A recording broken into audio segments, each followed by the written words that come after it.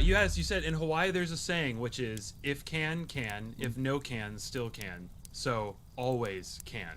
Yeah. Yeah, that's kind of one of my biggest things is always can, because there's always a way, just find a way. You've heard it many times. And a lot of people always say, never quit, which is kind of to me a double negative. Never quit's great, but always can is more of a double positive. You always just, no matter what happens, you can do it. You might not be first, you might not, but you can finish, I think.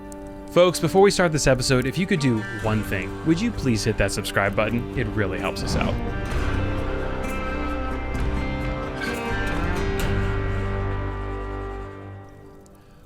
Oh man, we'll kick those tires and start that very virtually fake fire. We are camping, it looks like in the bedroom today. I know I'm going to get a bunch of crap for that from this guy, but ladies and gentlemen, welcome back to our new special series in virtual camping, where we welcome people who ostensibly could help you live a better life. Whether this man can do that remains to be seen. I am beyond excited to welcome my new friend, who has a relatively small cup for being such a muscular guy.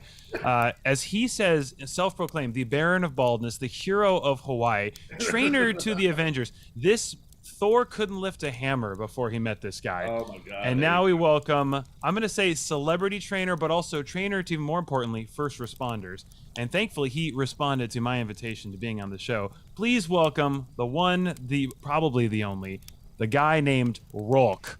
Incredible. Yes. What is going on, Ryan? All I know is that I showed up and you're in the bedroom, bro. We are moving way too fast. Bro. That's right. I know.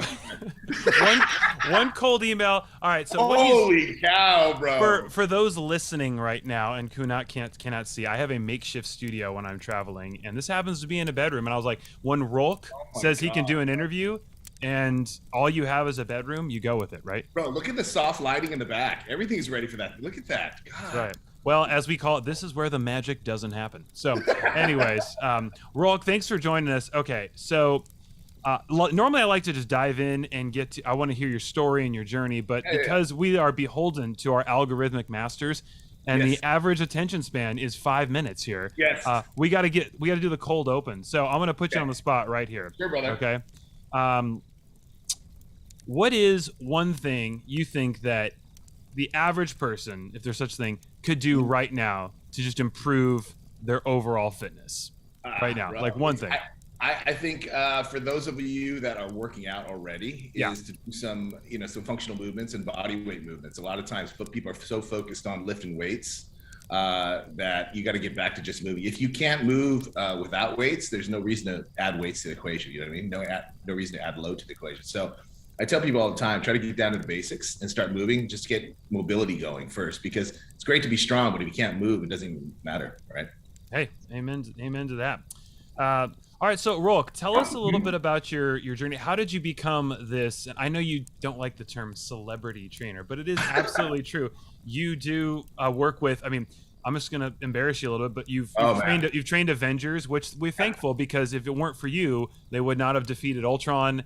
It sounds like we would be all servants of Loki were it not for your training program. Is that correct? Well, I know you think Thor could lift a hammer, but actually the rumor is he actually couldn't lift anything until Rolk showed him functional. I mean, look at him, bro. I mean, look at Chris. I mean, he looks like he's just out of shape. I mean, it's out of control. I know. So were you fired? Is that why he got fat in the final? Yeah, Avengers? It was a little tiff, and then it was a break, and then we brought it back. That's right. That's how Fat Thor came about. Is he stopped working out with Rolk.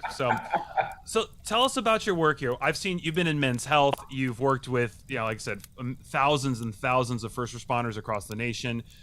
You've been featured in so many publications. You work with, like I said, the Avengers. Tell us, how did you get involved in all this? It's interesting. I was my educational background's in kinesiology, so I always had a fascination with how the body works. And a lot of my stuff initially was, just trying to figure out ways to work with different athletes and that was my affinity. But my dad was a police officer. He served 26 years LAPD, and then he went, to the district attorney's office, DOJ. He's worked with so many different agencies. And so I was always growing up surrounded by the first responder community. So when I first started out, I was always working with elite athletes, and I was fortunate enough to to get an opportunity to do that. But I also really wanted to help that first responder community, because I would see people all the time, guys that come in, police officers, firefighters, that were just weapons. Guys just looked like absolute, gods, in the sense that they're just shredded and buffed up. Similar to me, for our listeners. Yeah, exactly. Pretty much like Ryan, your build, bro. Like your build. They're all Ryans. He's laughing because it's true, right? Yeah, exactly, bro. It's the truth. It's the truth. But and then it was interesting just because a lot of these guys were just, expressing to me that they just couldn't perform. They would get into situations and they just couldn't perform at the highest levels, and they just didn't understand it because they exercised, they worked out, etc.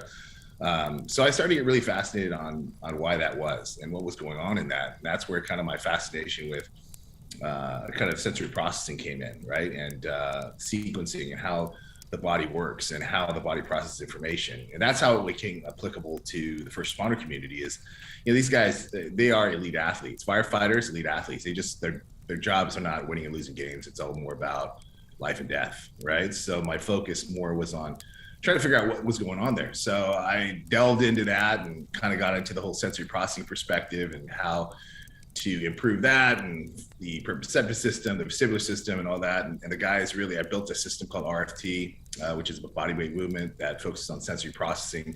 And it just kind of started catching on. So I worked with the police department, police officers, worked with SWAT teams and West Control Tactic Divisions and the Academy. And then I moved to fire. And fire, we worked with city, county, wildland, federal fire as well. And then went into some of the teams. So we started working with guys from SEAL teams, started working with Army Rangers, Marine Raiders, and most recently some of the guys from Top Gun. So it's been great. Wait, let me get this straight. You've trained Maverick.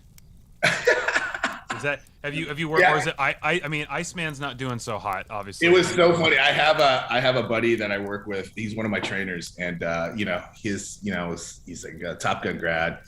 Lieutenant commander, and I was like, yeah, great, man. I was like, what's your call sign? What's your call sign, man? What's your call sign, bro? Like, is it spear, like spear, wizard or something crazy? And he's like barf, and I was like, barf, like what is barf?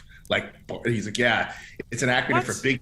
It's an acronym for big angry red fella, because he's a redheaded guy. Wow. That's so so rad. I was like, that's the raddest thing ever. So it's funny, understanding, I guess he was telling me, like the guys, the naval pilots they just kind of, their fellow pilots name them, like, just give them crazy names. And then, the guys from the Air Force have some of the cooler names. So they have, I wonder if these call signs are sort of like car names, or they're running out, like, you think like 50 years ago, you'd be like Viper, Cobra, Yeah, right. And now it's like, it's like I'm Leaf, or Twig, call sign, or they get like real esoteric, like call sign Rhombus, Yeah, exactly, right. Like real, like nerdy stuff, or like Dungeons and Dragons, It's cool, man. It's like I said, it's been interesting. A lot of my stuff is just how the body processes information and the mind processes information. So, working with guys at that high level, especially with, guys that fly F-18s, it's a whole different, I just recently worked with guys from NASCAR too. Ricky Stenhouse, worked with him. And so NASCAR is another thing too. They're taking on so much speed. They have to process information so quickly.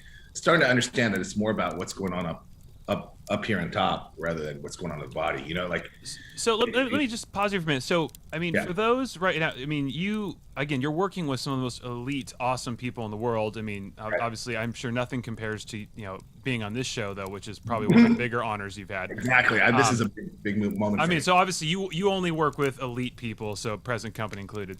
But what is the jump? So if you look back at your career, how do you go from, just taking this passion to now you wake up and you're training Thor? Like, is there a moment, a couple moments of things where you're like, this kind of like took off?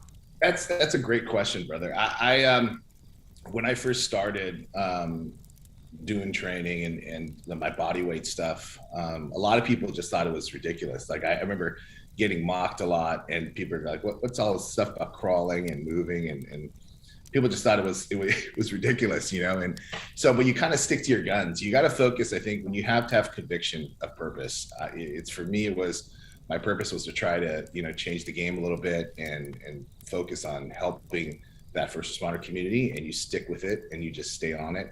And when I did that, it just eventually just things happen. Good things happen when you stick to it. When you start to try to adjust and adapt to those around you, it just never works. The focus So is you always started off in first responders and just had a passion for helping them achieve their best pretty optimal much, things. because I saw the applications too, because there's people that are not first responders that just want to move better, right?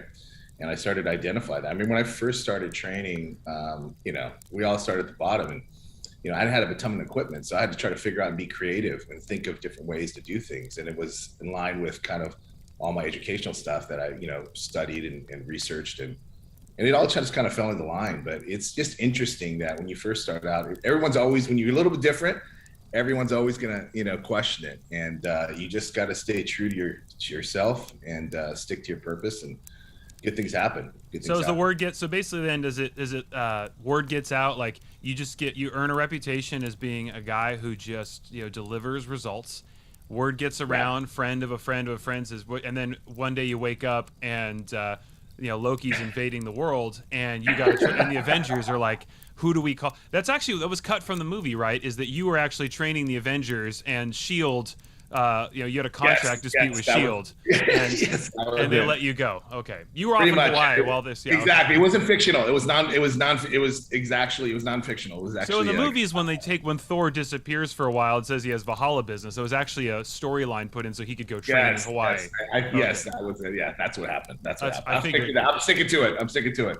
Now, are you under contract? You can only work with Marvel heroes. Would you ever train DC? I've had an opportunity to work on occasion with different people from DC. Like I had an opportunity to work with Momoa, which is Aquaman, and he was, Jason's a great guy too, and I got an opportunity to work with him. He and I are built pretty similar, right? Yeah, I mean, look, you guys are both weapons. You guys are both. I mean, yeah. The joke was, I was like, they always ask what superhero you were, and I always got joked as I'm Pepper Potts, and I was like, wait, Pepper Potts. Superhuman accounting. I see it. No, but it's been a great ride. Just to continue to do it. I always say I call it the movement, and just it keeps growing. And Now, so speaking of, so you are passionate about bear crawls. If you look you up, that is something that comes up. So now, not bear claws. I know you love donuts, and we're gonna get I love into them that. both. Yes. But yeah, Yes. so bear claws, bear crawls. Missing letter there. But why should we all be crawling? Like, is it something that we should like? Is it a thing where like you should crawl a few times a week at least for a few minutes? Like, is that just that important of a crawling movement? crawling is a foundation of movement pattern, right? Babies, you don't have to teach them how to crawl, right? They just start crawling. We have to learn how to run. We have to learn how to walk. We have to learn how to crawl. And so crawling is so great because it helps build core stability, shoulder stability, hip mobility. There's all these different things that you're learning when you're crawling, and it's so basic and easy to do. You're also mitigating a lot of risk when you're doing that, especially when you're crawling at a specific speed. And for me, crawling is always more of a mental thing than anything else. I wanted to crawl to kind of push myself to see, because I'm not really hurting myself over a long period of time crawling. It's just, it hurts though. It's not comfortable being down there. There's a lot of things happening. What is a typical crawl session, or would you say for you? And then what would you say, like, if an average person just want to start incorporating crawling into their just like workout regimens? Would you say, crawl for a minute or just crawl till it burns? Or I would say just do like 5 minutes of crawling. For me, there's different types of crawls too, right? Your body positioning is going to be different based upon the speed in which you're going. It's kind of like saying, is walking the same as sprinting? No, they're both, you're still moving, right? But it's just different. So understanding and teaching people a little bit about, like what I call like a 50% crawl, which is you went half speed, to a 75 to 100, your movement changes, and the way that you biomechanically your body too is changing. But I think it's important just to get around and move. I tell people all the time, they overcomplicate exercise. I mean, our industry, the fitness industry, inherently is always about the new products and new things, and you need this in order to do. You don't really need it. You just need to move, And I think if you start to overcomplicate it, it becomes too hard, and then you just in your mind, you're like, I don't have the time for it. And I tell people all the time, even if you're spending 5 to 10 minutes a day just moving specifically just for you, it's so great, not only for your physical but your mental as well. Absolutely. Okay, so while we're on the trinity here of exercise, so we're on physical right now. So crawling, functional movements. Do you have a philosophy in general? I'm sure you're going to say it varies, obviously, because everybody responds differently to individual. I imagine there's different things that work for different folks, but Right. when it comes to lifting, et cetera, do you favor combinations of full body movement, sort of like the big compound heavy lifts? Do you feel that there's a world as well for high rep? Do you have any sort of thoughts on the different rep ranges? And I'm sure it depends on the goals. But, Yeah, it all depends. Yeah, it does. It depends on the goals and of course on an individual. I'm a proponent of all movement. So I think everything is great, from CrossFit to powerlifting to aesthetic training to speed and agility work. Everything is great and has its place. I just think it's important that people look at it from the perspective of what is your goal? What's your purpose of doing this? People start to train. If you're training only for aesthetics, that's fine. But I always find that it's better and easier to sustain if you look at aesthetics as a byproduct of your work, right? You don't train specifically I want to train and people that do that for bodybuilding and muscle build, that's great. I think that's fantastic that you're doing that. But I think a large cachet of the population they don't really care about being a Navy SEAL or being Mr. Olympia. They just want to move better. They want to feel better. And so you have to adjust accordingly. So when people apply their workout regimens based upon like, hey, let me train like a SEAL, let me train like a Mr. Olympia, let me train like a powerlift, it's just not going to work, right? It's more about, and it's not going to be, you're either get injured or you're going to lose drive to do it. So I kind of tell people all the time that the first and most important thing is find your purpose. It's your GPS system. Find your purpose, because when you get lost, you'll get right back to what you need to do. Secondarily, you need discipline. So it's not about motivation. I don't think motivation is a real thing. I think it's fleeting. It's something that we have for a short period of time. So like, I'm motivated, I'm inspired, that's great, but it's not going to last. It's going to eventually die out. So you have to kind of have that conviction of purpose and then apply discipline. And that discipline has to be done over time, which is that consistency. So if you have purpose and you have discipline and consistency, no matter what you do, you're going to be successful. And that's applicable to, workouts, it's applicable to life. So I try to do that in everything I do with everyone that I work with, and understanding it that one workout with me or, 5 workouts is not going to change your life. But if you're able to take some of the threads of information I'm teaching you or some of the movements I show you and apply that over a longer period of time, you're going to start to see things happen. So. All right, so you triggered a memory something, because I saw this in your profile and I loved this. Loved this line here. I want to see if I can. Look at you. Pull this up here. The creeper. There he is. The creeper. The creeper. That's right. I'm gonna pull this up here. So you said in Hawaii there's a saying which is, if can, if no can, still can. So always can. Yeah, that's kind of one of my biggest sayings, always can, because there's always a way. Just find a way. You've heard it many times. And a lot of people always say, never quit, which is kind of, to me, a double negative. Never quit's great, but always can is more of a double positive. You always no matter what happens, you can do it. You might not be first, you might not, but you can finish. I think that's where, for example, the Spartan race community was great. I looked at that and I thought that was such a great model, because they don't really, apply who finished first or second. There's some people, but it's mostly just finisher. Just finish. Just continue to move forward. And if you see that across everything that I do, even my crawling, it's just, you just got to keep moving. One hand in front of the other, one foot in front of the other. And that is really in line, especially nowadays, with everything going on in the world. That's what it's all about. It's just continue to move forward. It just continue to plod along. And that's hopefully what I instill in the people that I work with and anyone that's following or watching me. All right, so one of the eternal questions sparks a lot of debate. I'm curious, as someone who is oh, my mic was dropped. See, like, you didn't tell me my mic had dripped down, bro. What the heck? See, in the bedroom, and then slowly was dropping his mic. Oh my gosh, we just lost our Middle America audience. Like, gosh, Rolk worry on that, Oh my god. Oh my gosh, what the heck was that? I'll have to fix that. All right, so one of the perpetual questions we've had, can you, and I'll factor out not newbies, not people who have never worked out before. Can you lose muscle, or can you lose fat and put on muscle tissue at the same time? I believe so. I think, working out and developing, we talked about this on the side as well. You asked me that question, I think, last week, and I think the focus is being strong, not necessarily being skinny. I want you to build muscle and build strength. And through that, you're going to burn fat inherently. You're going to burn fat through that. I think so many people are worried about fat loss, and they're scared of muscle building. But muscle building is not an easy task. I think No, it's people not. I think people think muscle building, and I'm like, hey, I want to try to build muscle, and immediately people get scared. People that want to be more svelte and not want to be muscle bound, like, oh my, no, I don't want that. It's not like you're going to pack on, you're barely going to see it. It's not like you're going to pack on 30 pounds of muscle. I always tell people, just, focus on being strong. You don't want to just look strong. Right. You want to feel strong, right? That's the whole purpose of this. And from a functional training perspective, which is kind of my base, is you want to be strong, not only, how you look, but how you feel in life in general. I mean, inherently, when you're working out, if you're just working out for aesthetics, you're working out for people to say, hey, look, you look great. That's great. I mean, that's important, and that makes you feel good, but it's going to make you feel way better if you're walking around just go, I feel strong, I feel great.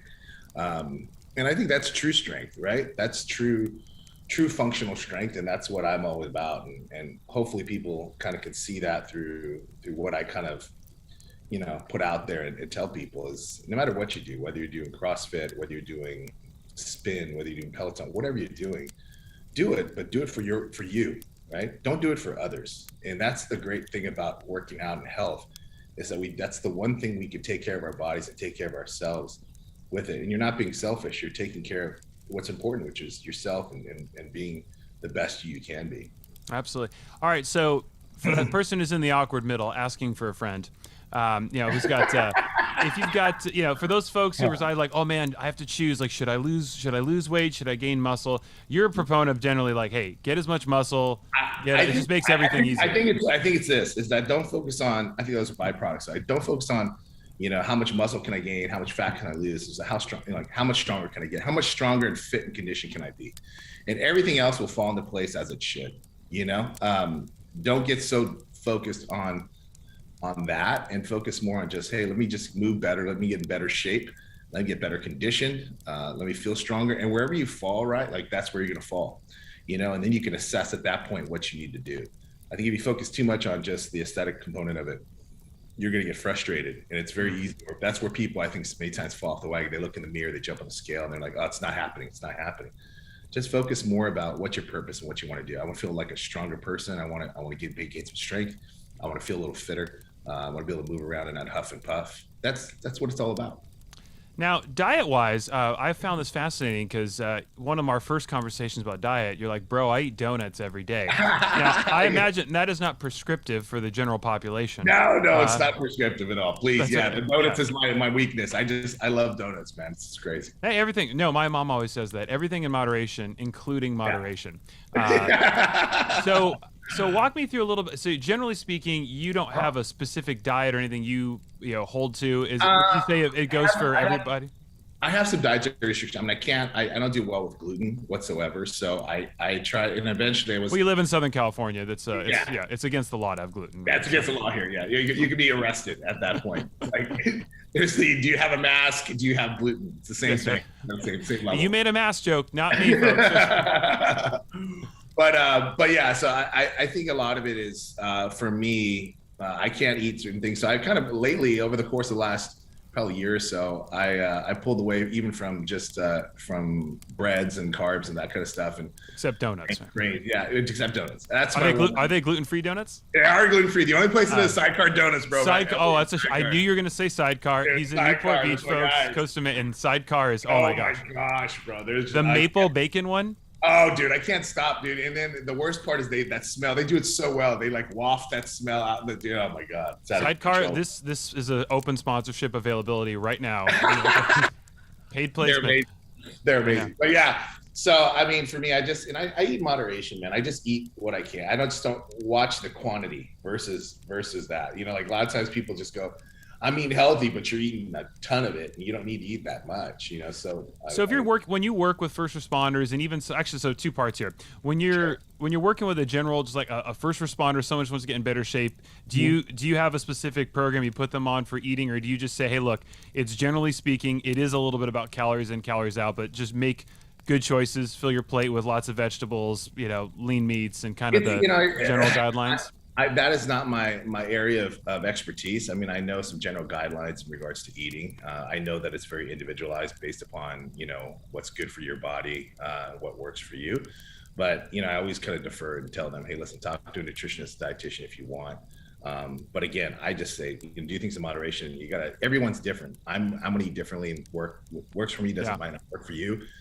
So it's hard to find. That's the one thing to I guess follow those guidelines and to say, hey, listen, I'm gonna just eat what they say to eat. You got to really try it out, because certain things work. Certain foods don't agree with certain people, and it's hard to kind of prescribe that when you really don't know. Really, I think I read in your one of your most recent Men's Health pieces, you tend to start your day with just coffee and oatmeal, and then you tend to sort of reduce your carb intake throughout the day, and tend to do a lot of vegetables or salads. And that makes you feel well. I do well with that, and like I said, I have a lot of friends that are even vegans, and I think that's great. Like I'm vegan for a meal. I can eat. I'm a vegan that eats meat, so it's like, but that doesn't count. That is fake news. That does not. That does not count. It's one of those things. I think that it always works. So some people don't eat meat. They do well not eating meat. Some people do well just eating fish. Some people do well, eating grains. It's hard, right? It's like everyone is so different. That's why when you go into that rabbit hole in regards to diet, it's a very complex situation. So typically, I know, again, I keep repeating this, so that it varies per person. When you're getting a celebrity ready for a film, or someone who has to get like real shredded, is there a sort of, is that a thing where people would be surprised at how it actually is not that much different than someone else getting ready, or is it pretty intense usually? Like when you're getting ready to be Thor and an Avenger, is that a pretty intense exercise regimen? There's a lot. I mean, with Chris's day-to-day like personal trainer is a good friend of mine, Luke Zock. Luke is a great guy. Luke does a great job of getting Chris into like aesthetically great shape. My job has always been to have them not necessarily help them look like a superhero, but move like a superhero. Got it. A lot of these guys, when they're doing it, my stuff is to help them stay in shape and move and look functionally fit. And so aesthetics is always just a byproduct. I mean, it leads into their aesthetics, but again, I've never really focused on, hey, let me try to get that V taper in, and let me try to build those shoulders. That's not really been my thing. I just want these guys to be stronger and fitter and look great, move like whatever role they have, just help them move that. A lot of these action guys, they want to do their own stunts, they want to move around, so you've got to be fit, otherwise you're gonna get injured. All right, so as you get older, because obviously you just turned 30, so 21, bro, come on. All right, so all right, but we'll just say you turned a certain amount of years past 30 something, we'll call it. So if you want to correct the record, that's up to you. Okay. But what have you noticed as far as, does getting older mean automatically reduced mobility and less strength, or do you think that we can fight aging a lot more than we have probably accepted as a culture? I think as we get older, the thing that I've found that I have to focus more on is the prehab and rehab. So a lot more of the preparation into training and the recovery post training is really important. When you're younger, you guys, it's always just like how hard can I slam? Like post training is sidecar donuts. Exactly. So I think it's a lot. I mean, things that I never used to do before, like like focusing on sleep and focusing on recovery and rest and making sure you're doing all that. And we talked about all the biohacks, and you just recently sent me that chili sleep thing, which is amazing. Thank you for that. Todd, did you hear that? Chili sleep? Did you hear that? Yeah. That was organic placement. That was organically thrown out there. That was organically thrown out there. I just got the text from Ryan, so let me throw that out. I'm just kidding. If you're like me, you wake up every morning, stare in the mirror, and ask yourself, could I be any cooler? Well, the answer is yes. Unless you're sleeping on the Chili Sleep Uller sleep system, you're probably sleeping hot, hot, hot. And that, as we say, is not cool. The Chili Sleep Uller Sleep System hydro-powered temperature-controlled mattress topper keeps your body at optimal temperature so you don't exit REM sleep a second too early. To radically, completely, and utterly change your life for the better, head on over to chilisleep.com/went camping and get a special offer just for our Went Camping listeners. That's chilisleep.com/went camping. Trust me, you're not going to want to sleep on this offer. But I think the biohacks are really important. I think as we get older, things that from stretching and kinesthetic stretching and recovery after, and all these different things we talked about before, like doing even like cold plunge and doing the infrared sauna. it's stuff that when you're young, you just don't have time for. You want to go out and do different things. But You as you think get those things work though? So generally speaking, you would say that because obviously there's a lot of stuff. We live in such a marketing saturated culture, and things get thrown at us. Everything we've heard is like revolutionary, cutting edge. Some celebrity endorsed it, but from older, your experience, and I know that's all you can really share, is like what yeah. you can read the science, and you can say, look, this works for me. You find that some things that have worked for you as you've gotten older are cold baths, infrared saunas.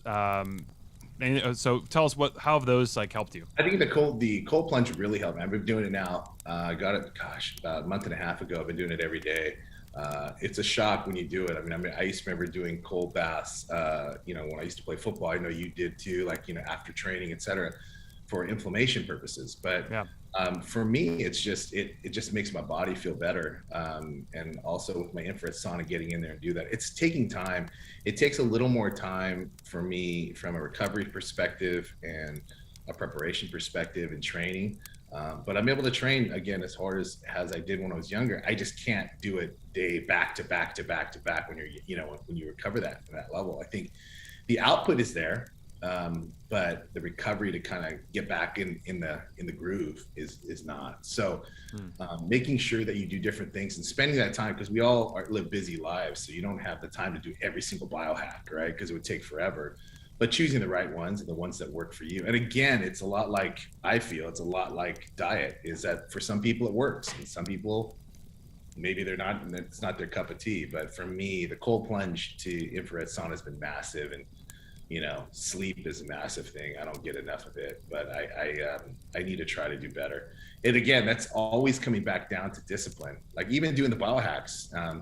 You live a busy life, Ryan, and you know how it is. It's very easy to get wrapped up in other things, but then you start realizing, man, I was on my phone scrolling for 30 minutes, or I was on this doing that. There's time you could set apart.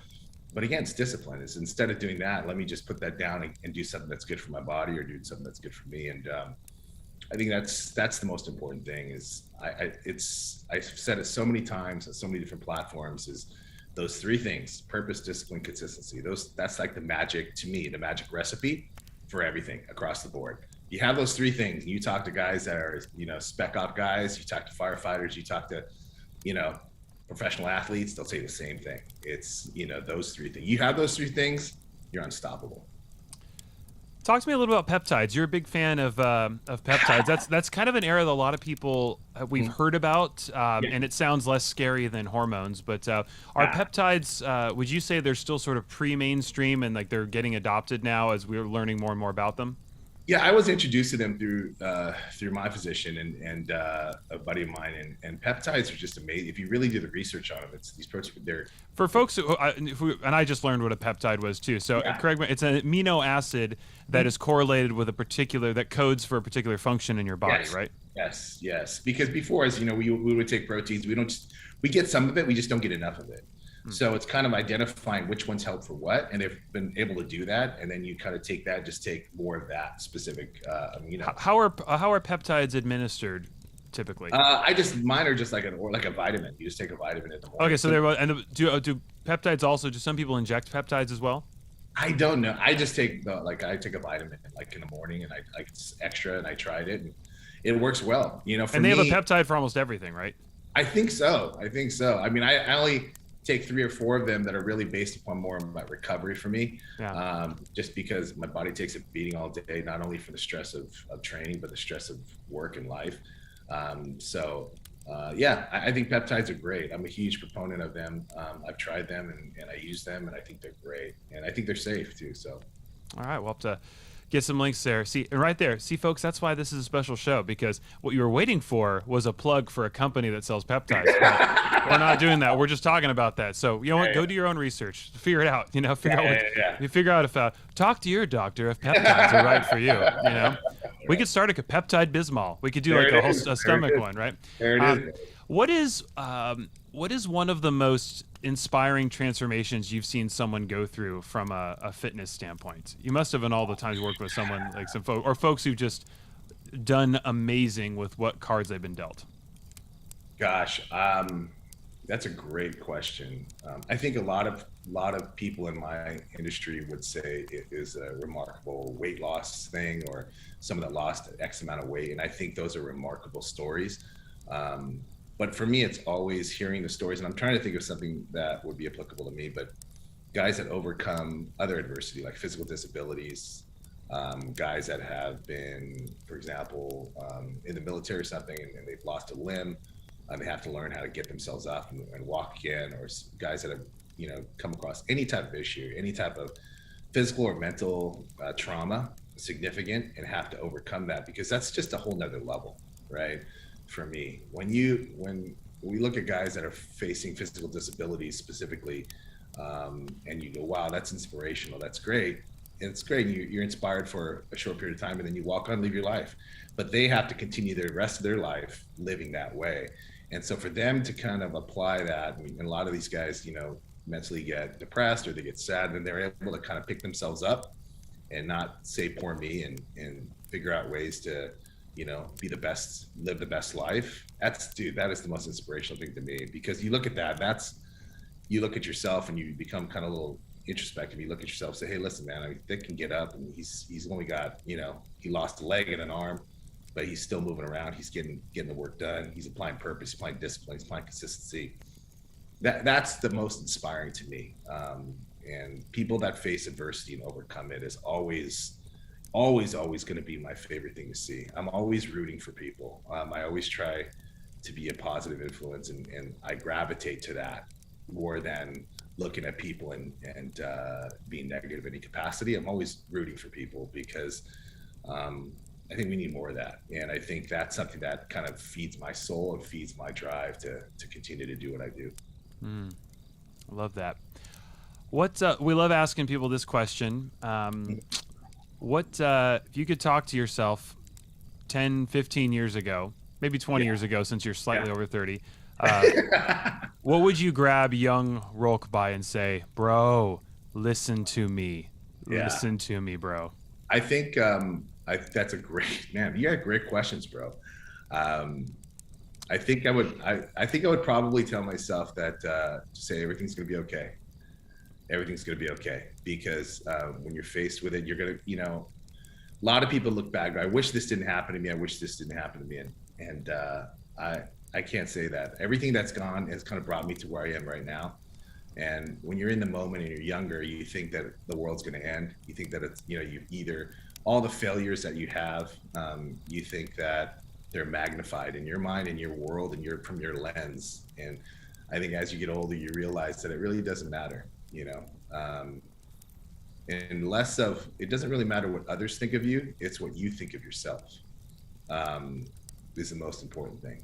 And I think that's something that I would tell them. When you're younger, you kind of want to be a certain thing. You want to get acceptance from those around you. You want to feel good, and how people view you is how you then perceive yourself and your self-value. And I just think it's so important as you get older to understand that. If I could talk to myself, I'd say, because you go through that, you get crushed, your soul gets crushed on different failures, and you self-doubt and all these different things. But if you just had someone come back and listen, man, 23 years, it's all going to work out.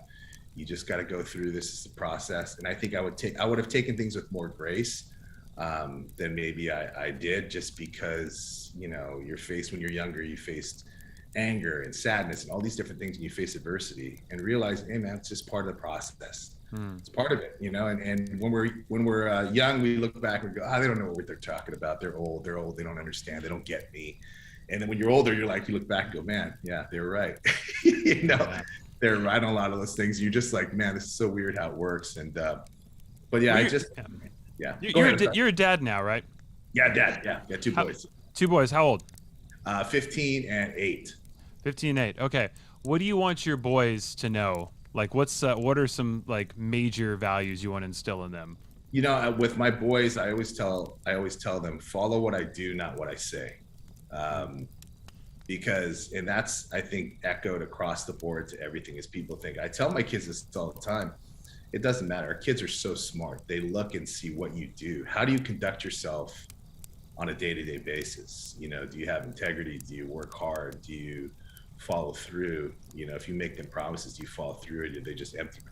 All these little things are so important. And I think they've kept me in line for so many years, just because they not only, when they're young, they inspire you because you want to provide for them, you want to, be the best dad you can be, but also you always look to them and say, listen, I gotta be about that life, if you will, in lack of better terms. You gotta live it. And our kids are, as we grow up now, they've gone through so much adversity. Not even that generation has really gone through a lot more than we realize with everything that's been gone on in the last 2-3 years.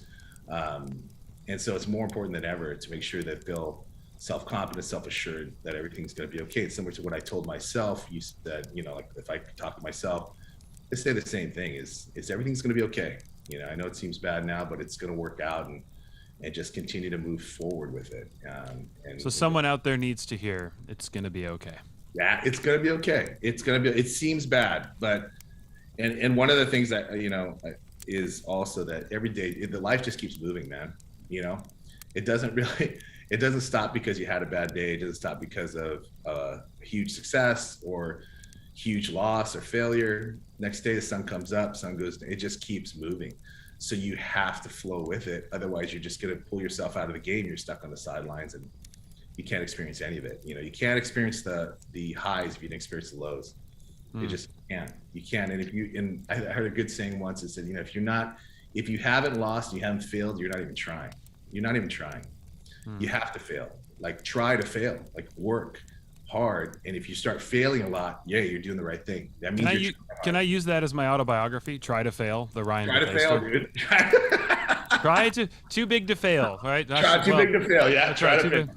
All right. So last, as our virtual campfire winds down here, and again, we will go camping. We're going camping in the. Also, it is tradition to who is Rolk's personal ask? Who should we try and get by the campfire? Ooh. Who would you want us to go camping with? We've had everyone suggested from Bono. Who you should get? You should get Brolin, Josh Brolin, my boy. Josh Brolin. All right, we'll get Josh. I actually just watched No Country for Old Men last night.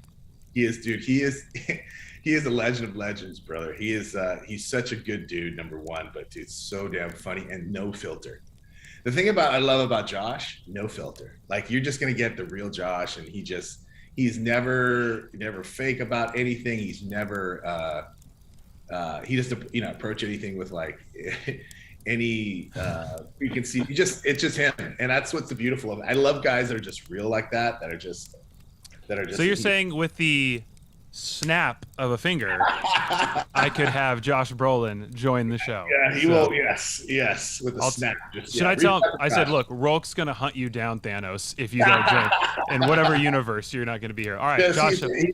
Josh. I would say Brolin. Brolin he's a legend, and I know people will love him, and he's a good dude. All right, Brolin, you hear that? Coming for you, bro. So, Brolin. Last question here. So. We've talked about nutrition. We've talked about the physical. We've talked about biohacking, etc. I know another pillar that I personally am passionate about, and a lot of people I'm glad to see you're accepting as part of the overall, health and fitness equation, is the spiritual side.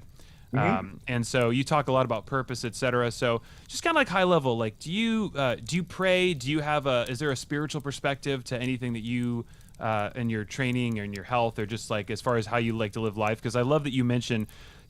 Purpose is an interesting thing for me because purpose implies lions don't sit around and think about their purpose, right? Humans have this unique nature to step back and contemplate their existence and why we should do what we do in the first place. So that to me automatically, I think a lot of us have a spiritual side whether we know it or not, because we're asking, all humans are asking, like, what should I do?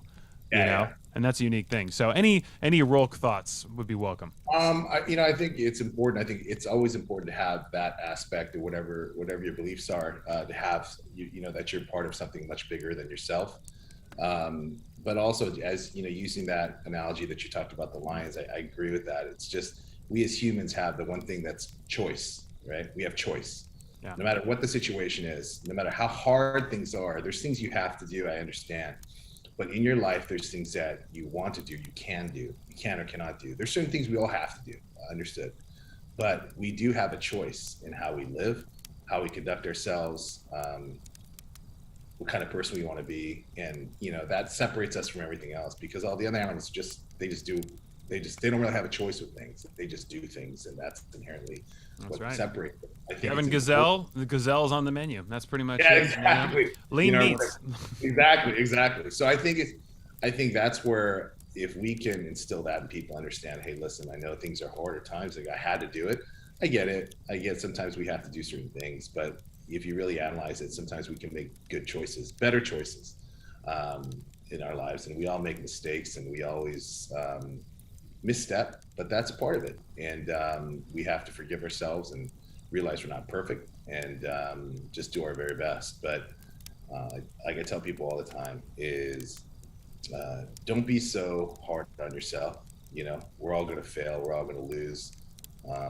Just know that, embrace the journey. It's a journey. And if you embrace it, it's going to be a happy life, because you just have to embrace the good with the bad. Amen. Well, we're going to close out here. But folks, thank you for joining us. You will have to tune in when we do Rolk's follow-up episode, and we will discover what happened to his neck. Because no. it's missing. I'm looking right for it. now. It's still missing. It's buried underneath a mountain of traps. So we will have to discuss later. But Rolk, thank you so much for joining us, and we appreciate you camping. We hope that you and Brolin will come back and camp with us right on, real brother. soon. Thank you so much, Ryan.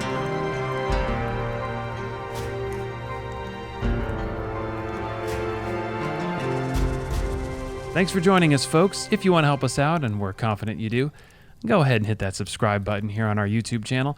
And if you ever feel like just listening to these, you can check us out on all major podcast streaming platforms by just searching for I Went Camping With. And there, you should also subscribe. Thanks again, folks.